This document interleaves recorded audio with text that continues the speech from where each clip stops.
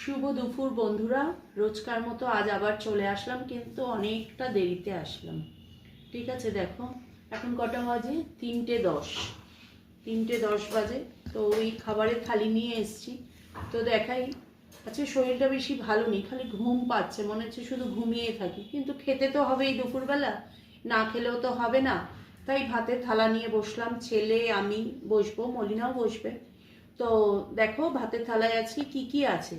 সাদা ভাত আছে, নুন আছে, এই দেখো ডাল আছে, এই যে আলু ফুলকপির তরকারি, শিম বেগুন আলু দিয়ে একটা পাতলা ঝোল করেছি, এই একটা তরকারি, আর হচ্ছে রুই মাছ, ছোট রুই মাছের ঝোল।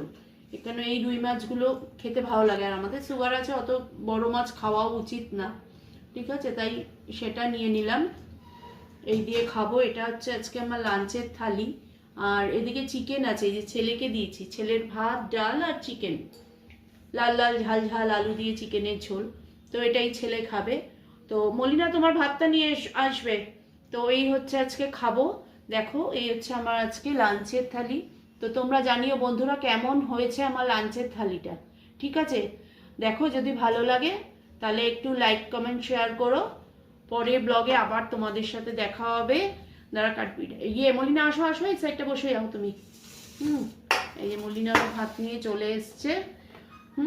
টাটা বন্ধুরা, আবার পরের ব্লগে তাহলে তোমাদের সাথে দেখা হচ্ছে, কথা হচ্ছে।